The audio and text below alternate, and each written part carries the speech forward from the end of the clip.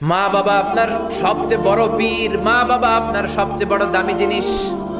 এই পৃথিবীর সব আল্লাহর ওলিগুলা যদি কোরআন খতম করে একটা গ্লাসের পানির মধ্যে ফু দেয়, আর আপনার জনম দুঃখিনী মা যদি শুধু বিসমিল্লাহ পরে আরেকটা গ্লাসের পানির মধ্যে ফু দেয়, আল্লাহর কসম আপনার মায়ের দোয়াটা আগে আগে কবুল হয়ে যাবে।